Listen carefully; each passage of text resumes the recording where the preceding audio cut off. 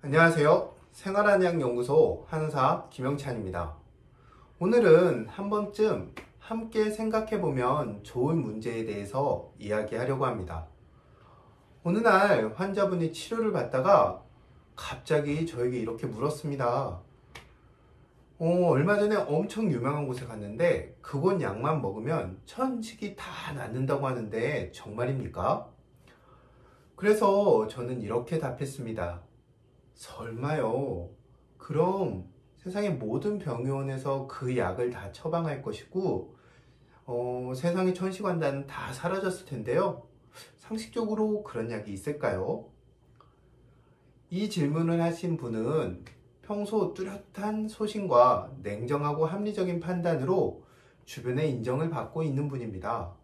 그런데도 특이하게 건강 문제에 관해서는 귀가 참 얇습니다. 좋고 유명하다는 곳은 다 쫓아다니세요.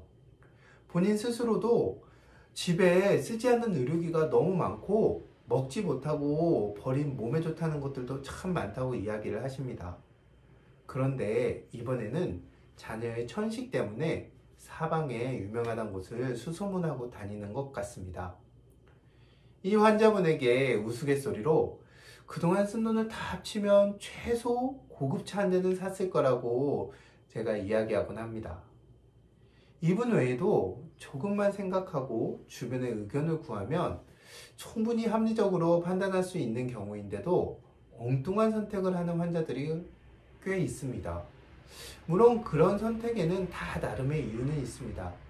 하지만 원하는 결과를 얻지 못하는 경우가 더 많고, 그러다 보면 정작 자신에게 꼭 필요한 말에도 귀를 기울이지 않고 의심부터 하는 분들도 있습니다.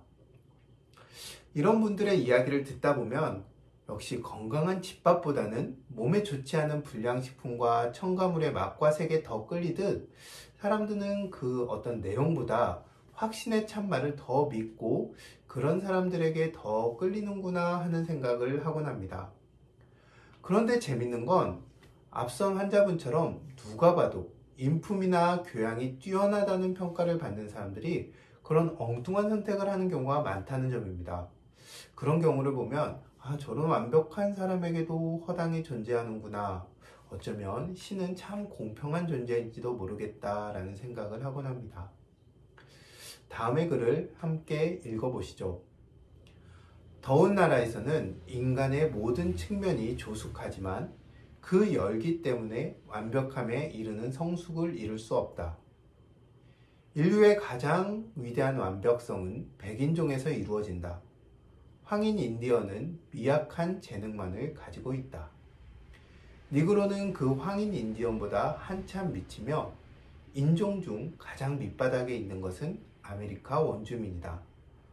그리고 개들조차도 유럽으로부터 아프리카로 가져오면 점점 멍청해지고 뻔뻔스러워지며 계속 비슷한 새끼들을 생산하게 된다.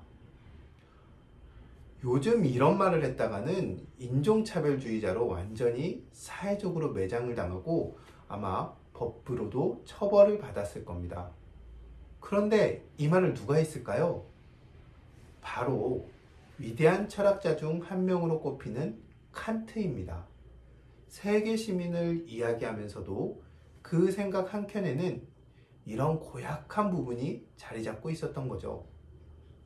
그런가 하면 아프리카의 가나 대학에서는 전 세계의 칭송을 받는 간디의 동상이 철거되는 일도 있었습니다. 그가 아프리카에서 인종차별적 발언을 했기 때문입니다.